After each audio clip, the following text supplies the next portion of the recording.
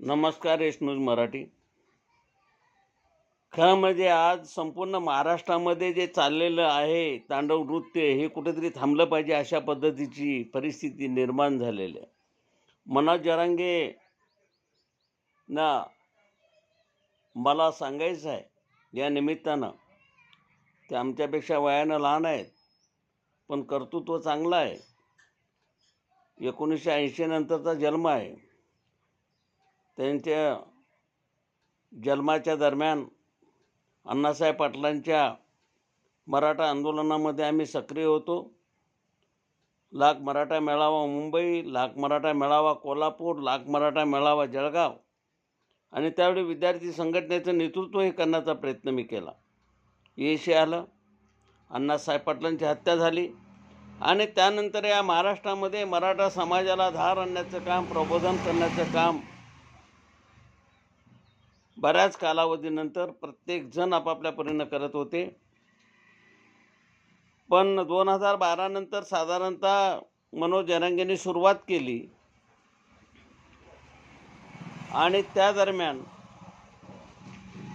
अलीकडच्या काळामध्ये त्यांच्या आंदोलनाला ओबीसी असो, मराठा समाज असो, सगळ्याच मंडळींनी साथ देण्याचा प्रयत्न केला आणि प्रबोधन चांगलं झालं. पण मी नेहमीच माझ्या व्हिडिओमधनं त्यांना सांगतोय की मनोजराव, या महाराष्ट्राचं नेतृत्व, देशाचं नेतृत्व, संघटनेचं नेतृत्व करत असताना उपोषण हा काही पर्याय नाही आणि तो असू नये. छत्रपती शिवाजी महाराजांनी त्या काळामध्ये उपोषण केले असते तर हाकनाक बळी उपोषणानंच सैनिकांचे गेले असते. संभाजी महाराजांनी जर उपोषणाचा मार्ग धरला असता तर काही पदरी पडला असता असं म्हणता येणार नाही. शाहू महाराजांनी उपोषणाचा कधी आग्रह धरला नाही. या महाराष्ट्राचा इतिहास बघितला तर लढवयांचा इतिहास आहे आणि आपण मराठा समाजातली मंडळी त्यांचे वारसदार आहोत.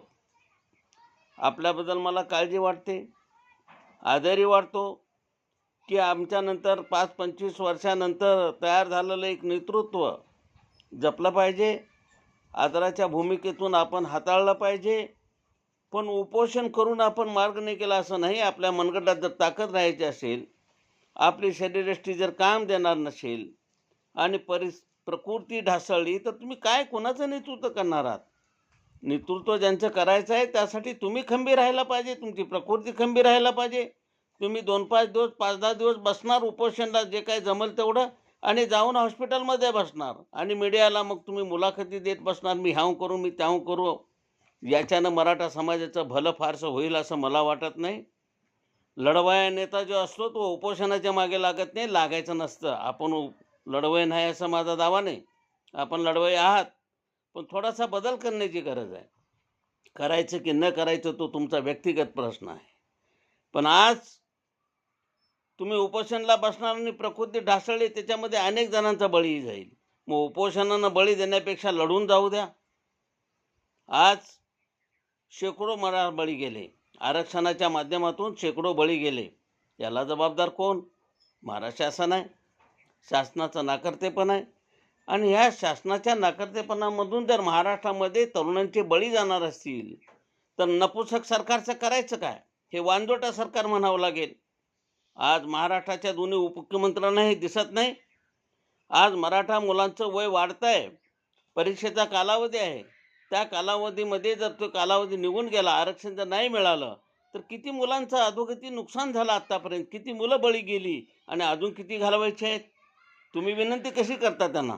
कशासाठी करायचं? आज दांडकी घेऊन बाहेर पडण्याची वेळ आहे. आमदार, खासदार, मंत्र्यांना बाहेर पडणं कठीण करून ठेवलं पाहिजे आणि त्यासाठी आपण आमरण उपोषण करून चालणार नाही. धनदाकड खाऊन पिऊन धशपुष्ट राहून रस्त्यावर उतरण्याची आपली तयारी पाहिजे, गादवी माजवायची तयारी पाहिजे. महाराष्ट्रातलं वातावरण कलुषित करायसाठी मी हे बोलत नाही. पण उपोषण करून जर बळी देणार असाल आणि तुम्ही जाऊन हॉस्पिटलमध्ये बसणार असाल तर जे उपोषणमध्ये बसले आणि ज्यांच्या तब्येती खिळखिळी झाल्या, त्याच्यातून काही दगापटका झाला तर त्या कुटुंबांचं करायचं काय? त्या कुटुंबांची जबाबदारी कोण घेणार?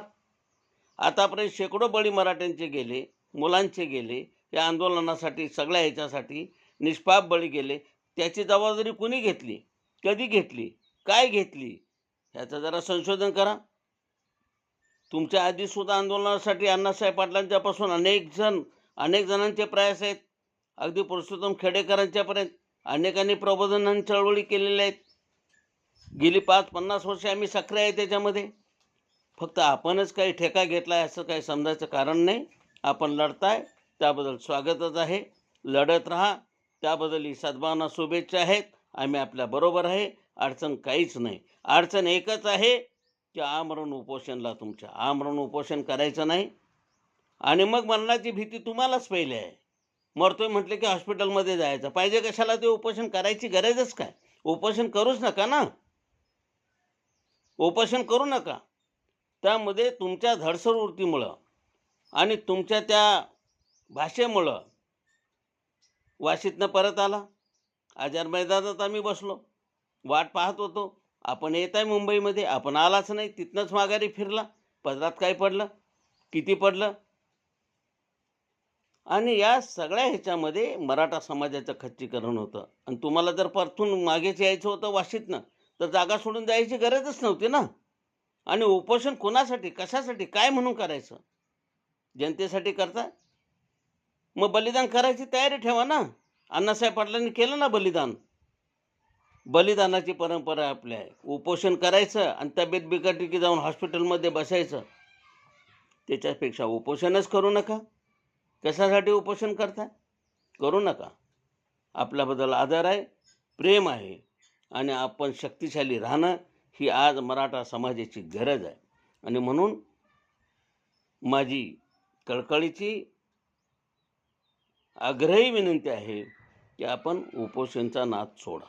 उपोषणचा नाद सोडा आणि महाराष्ट्राच्या मुख्यमंत्र्याला सांगा, जर आरक्षण मिळणार नसते रस्त्यावर फिरायला देणार नाही, कुठल्या आमदार खासदार मंत्र्याला फिरायला देणार नाही. आज बीड जिल्हा तापलाय, पुरा आज सामान्य माणूस उद्ध्वस्त व्हायला लागला आहे. संतोष देशमुखाच्या खुनी याच्यामध्ये आपण जी भूमिका घेतली स्वागत आहे, पण त्याचा छडा लावायला पाहिजे. आणि तो छडा लावण्यासाठी उपोषणची गरज नाही. उपोषण कशासाठी? मनगट पिचलेले नाहीत मराठ्यांची. बाहेर पडा, उग्र आंदोलन करा. बीडच काय, अख्खा महाराष्ट्र बंद करा, चुलीवर आणण्याचं काम करा. आणि राज्याच्या मुख्यमंत्र्याला जर हे कळत नसेल तर काय हिंमत आहे महाराष्ट्राच्या जनतेमध्ये हे अशा पद्धतीचे करून महाराष्ट्रात फिरायची? नाही फिरू द्यायचं. प्रत्येक लोकप्रतिनिधीची कोंडी करा. पहिलं सांगितलं निवडणुकीला आम्ही उभं राहणार, नंतर सांगितला ज्याला जिथं मदत करता येईल तिथं करा, ज्यांना पाडायचं त्यांना पाडा. तुमचा ठोस विचार काहीतरी ठेवा ना. तुमचे विचार पावलाला बदलत जातात. आपलं व्यक्तिगत मत नसतं. आपण संघटनेचं नेतृत्व करतो. मग संघटनेचं ज्यावेळी नेतृत्व करते, का समाजाचं नेतृत्व करतो, 18 पगड जातीची आपल्याला काळजी वाटते, तर मग आपण काळजी वाहू सारखं राहून चालेल कसं? चालणार नाही. निर्णय, कृती आणि मार्ग हे महत्त्वाचं आहे. निर्णयाने मार्ग सापडतो, कृतीने कर्तृत्व उजाळतं आणि यश आलं की सिद्धता प्राप्त होते. प्रचंड प्रेम मराठा समाजानं तुमच्यावर केलं, पण तुमच्या उपोषणानं काय साध्य केलं हा संशोधनाचा विषय. किती साध्य केलं हा संशोधनाचा विषय. काय, किती आणि कसं केलं हा संशोधनाचा विषय.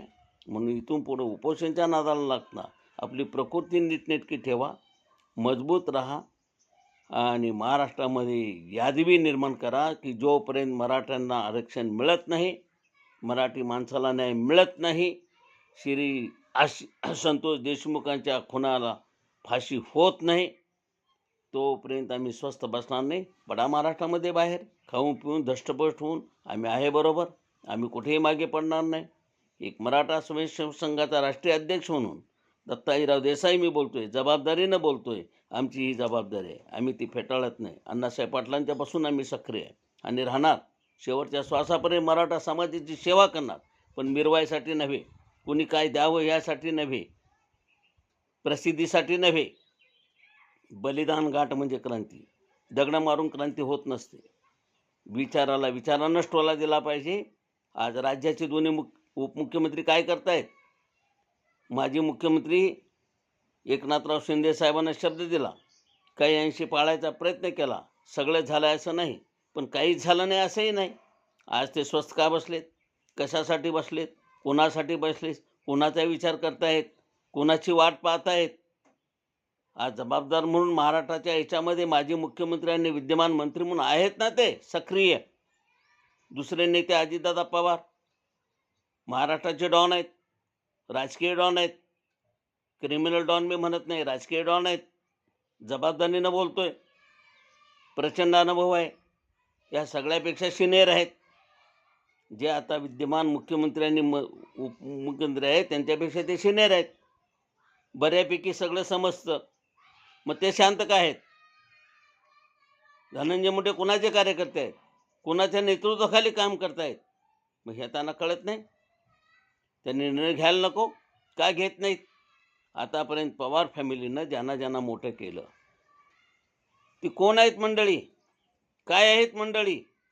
गिरमिट वाजवणारे, या त्या शेरशायरी करणारे, 100 कोटीचा बंगला आणि 100 कोटीचा फर्निचर करणारे, फुटपाथवर राहणारे, पण अब्जावधी रुपयाची माया करणारे आणि भ्रष्टाचाराचा मूर्तिमंत पुतळा म्हणून आज फिरणारे आणि मी ओबीसी समाजाचा नेता आहे म्हणणारे, अशी किती नावं घेऊ मी? किती सांगू? काय गरज आहे त्यांची नावं घेऊन मला प्रतिष्ठित करायची? पण आज पवार घराण्यानं स्वतःबरोबर किती लोकांना मोठं केलं, गुणी माणसांना त्यातलं किती केलं, त्यांचं बॅकग्राऊंड काय बघितलं, त्यांची पात्रता काय बघितली, आणि पात्रता नसलेल्या माणसांना मोठं केल्यामुळं पदानं प्रतिष्ठित त्यांना केलं आणि त्या पदाचा पूर्णपणे त्यांनी गैरफायदा घेतला आणि स्वतःच्या 100 पुढ्या मजबूत केल्या आणि टोळी युद्धाला प्रोत्साहन दिलं. आज महाराष्ट्राच्या भल्याचा विचार करण्याऐवजी महाराष्ट्राच्या नाशाचा विचार करणारी मंडळी महाराष्ट्रामध्ये पवार घराण्यानं मोठी केली, ही वस्तुस्थिती आहे. सिनियर पवार साहेबांनी धनंजय मुंडेंना विरोधी पक्षनेता केला, कशातही नसताना जवळ केलं, किती मोठं केलं, आणि पदरात काय पडलं, प्रसंग आल्यानंतर कुठे गेले, काय केलं, आज कुठल्या अवस्थेमध्ये आहेत, कुणाच्या मायेनं हा सगळा जंजाळ त्यांनी केला. आज वाल्मिकीसारख्या प्रवृत्ती या महाराष्ट्रामध्ये मोठ्या कोणी केल्या, आणि वाल्मिकीचं टोळं अशा अनेक टोळ्या ह्यांनी पोचल्या महाराष्ट्रामध्ये. हा महाराष्ट्राच्या भल्याचा विचार झाला. आज आम्ही गेली 40-45 वर्ष पवारसाहेबांच्या बरोबर आहे. आर्थिक स्वच्छ आहे, सामाजिक पत आहे, वेल एज्युकेटेड आहे, उत्तम बॅकग्राऊंड आहे, उत्तम वक्ता आहे, विचार आहे, आणि अशा आमच्यासारख्या मंडळींना कधीही त्यांनी जवळ केलं नाही का माहीत नाही. आम्ही 96 मराठा आहे, सरकार घराण्यातला, हा आमचा दोष आहे. आम्ही उत्तम चांगल्या पद्धतीनं कृती करतो, हा आमचा दोष आहे. न्याय देण्याचं काम आम्ही उत्तम करतो, हा आमचा दोष आहे. मग का आम्ही चालत नाही त्यांना? ना अजित पवारांना चाललो, ना शरद पवारांना चाललो, आजही अजित पवारांना आम्ही चालत नाही, एकनाथराव शिंदेंना आम्ही चालत नाही, देवेंद्र फडणवीसच्या स्मरणात नाही. चांगली माणसं दिसतच नाही त्या महाराष्ट्रामध्ये. उत्तम काम करणारी माणसं दिसत नाहीत, गुणीजन दिसत नाहीत. आज मराठा समाजातले शेकडो मुलं आज बळी गेली, एकनाथराव शिंदेंना दिसत नाही. राजकारणाच्या मुलांचं पुनर्वसन लगेच होतं, पण मराठा बळी जातात त्यांचं काय, त्यांच्या कुटुंबांचं काय, त्याच्याकडं कोण बघतं? का बघत नाही ती मंडळी? आणि म्हणून मी मराठा स्वयंसेवक संघाचा राष्ट्रीय अध्यक्ष म्हणून आमचे सन्मित्र मनोज जरांगेंना या व्हिडिओच्या यश न्यूजच्या माध्यमातून मी सांगू इच्छितो की आपण उपोषणाचा हट्ट धरू नका, आमरण तर अजिबात करू नका. आपण जगणं समाजासाठी, आपलं मरणं समाजासाठी, आपला श्वास समाजासाठी. मग उपोषण कशासाठी करताय? दष्टपुष्ट राहा. आज समाज प्रबोधन चांगलं झालेलं आहे, एकत्र समाज आलेला आहे. त्या समाजाची मोड जर पुढे घेऊन जायचं असेल तर तुमच्यासारख्या तरुण नेतृत्वाची गरज आहे. आज आमच्यासारखी 20-25 वर्षांनं तुमच्यापेक्षा सिनियर असणारी मंडळी तुम्हाला ताकद देण्याचं काम करतायत. त्या ताकदीचा उपयोग करून घ्या आणि रस्त्यावर या रस्त्यावर. कोणाची वाट बघताय? आम्ही ह्याव करू, आम्ही त्याव करू, कोणाला सांगताय? भीक मागून मिळत नसते, हिसकावून घ्यायला लागते. हे तत्वज्ञान कोणी सांगितलं नसेल तर मी सांगतो तुम्हाला या माध्यमातून. भीक मागून मिळत नसते, आणि ही भीक नाही, आमच्या हक्काचं आहे, आमचं कर्तव्य आहे ते हिसकावून घेण्याचं. कारण कर्तव्याच्या सगळ्या जबाबदाऱ्या मराठा समाज आजपर्यंत पाळत आलेला आहे, पाळत राहील. महाराष्ट्राला दिशा देण्याचं काम ज्या मराठा समाजानं केलं, त्या समाजाची दानादान दैनावस्था झाली, तरी तुम्ही मी उपोषण करणार. कशासाठी उपोषण करणार? तुमच्या उपोषणातनं काय होणार?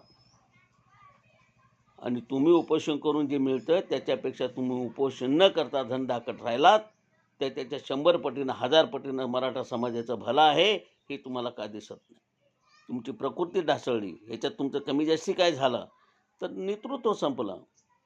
होईल तयार कोणी, पण एखादा कार्यकर्ता एखादा नेतृत्व बनासाठी 5-25 वर्ष मळावं लागतं. आता आपण मळलात, तयार झालात, मग तयार झालेलं नेतृत्व संपवायचं कशासाठी? आणि म्हणून मराठा समाजातल्या एक संघटनेचा नेतृत्व करायचा जबाबदारीने मी आपल्याला सांगतोय, आता हे अखंड तांडव बंद करा. उपोषण सोडून द्या, हातात दांडकी घ्या आणि न्याय मागासाठी लोकशाही मार्गाने आपण स्थितप्रज्ञाची भूमिका न घेता आपण लढूया. चला बाहेर या, लढा. मिळणार काय मिळत नाही, आणि जरा आम्हाला मिळत नाही तर कोणालाच नाही. सगळ्यांचंच आरक्षण बंद करून टाका. आरक्षण द्यायचं असेल तर त्याच्या ह्याच्याप्रमाणे टक्केवारीप्रमाणे देऊन टाका. नसेल तर सगळ्यांचं आरक्षण बंद करून टाका. लोकशाही का त्यांच्या बापाची नाही, लोकशाही सगळ्यांची आहे, संविधान सगळ्यांचं आहे. आणि म्हणून 10 वर्षासाठी बाबासाहेब आंबेडकरांनी दिलं होतं, ते 50 वर्ष टिकवून ठेवायची काही गरज नाही. राजकीय स्वार्थासाठी, मताच्या ह्याच्यासाठी हे टिकवलं. आता ते बंद करा. करायचं असेल तर सगळ्यांचंच, नसेल तर सगळ्यांचंच द्या, टक्केवारीप्रमाणे द्या. मग दलित असो, दलित, पतीत, शोषित असो, मराठा समाज असो, ब्राह्मण समाज असो, लिंगायत समाज असो, मुस्लिम समाज, जे समाज आहे ज्या ज्या टक्केवारीप्रमाणे आहेत, मग 2% असेल, 5% असेल, अर्धा टक्का असेल, त्या प्रमाणात त्यांना देऊन टाका. नसेल तर सगळ्यांचंच आरक्षण बंद करा. समान नागरिक कायदा आर्थिक निकष लावा. शिक्षण सगळ्यांना खुलं करा. तिथं पर्सेंटेजच्या आत ठेवू नका. ज्याच्यामध्ये मेरिट असेल तो जाईल पुढे, ज्याच्यामध्ये मेरिट नाही तो बसेल, इतर काम करेल. हा काय चाललाय चावटपणा? कुणी उठावं कसंही, फक्त जातीच्या, पंथाच्या, धर्माच्या नावावर लुटावं आणि आम्ही बघत बसावं, ही भूमिका आता इथून पुढच्या काळात चालणार नाही. विनम्रपणे मी आपल्याला सांगतो, मनोजीराव जरांगे आपलं नेतृत्व वाढीला लागलेलं आहे आणि ते संवर्धन करणं, जपणं आमचं सगळ्यांचंच काम आहे. आपण आता उपोषणाच्या मागे न लागता ह्या ज्या नपुसक सरकारला, वांजोट्या सरकारला, जे निर्णय घेत नाही आणि समाजाची अधपतन करतं, अशा सरकारला मी व्यक्तिगत कुणावर बोलत नाही, बोलायची गरजही नाही. जे चालक स्वतःला समजतात, महाराष्ट्राचे मालक समजतात, जनता मालक आहे, पण आम्ही दिलेले नोकर जर आज मालक समजत असतील तर त्यांना नोकराच्या मर्यादा आपण दाखवून दिल्या पाहिजे आणि त्यासाठी आपण तत्पर राहिलं पाहिजे. आपण निश्चितपणाने याचा अंतर्मुखून विचार कराल आणि मराठा समाजाची आता जी चाललेली बळी आहेत ते थांबवाल. हे केव्हा थांबतील? ज्यावेळी उपोषण सोडून द्याल आणि लढाईसाठी रस्त्यावर सज्ज व्हाल. त्यावेळी तुम्ही निवांत जाऊन हॉस्पिटलमध्ये विश्रांती घ्याल. विश्रांतीपेक्षा तुमची मानसिक खच्चीकरण किती होतं ते करून घेऊ नका. या ताकदीनं आम्ही सगळेच तुमच्याबरोबर आहे. लढूया आणि आपला हिस्सा आपण पदरात पाडून घेऊया, हेच या निमित्तानं सांगतो. आपण निश्चितपणाने याच्यावर अंतर्मुख विचार कराल अशी अपेक्षा बाळगतो आणि मी माझी लांबलेलं हृदयगत पूर्ण करतो. जय हिंद, जय महाराष्ट्र, जय भारत, जय संविधान.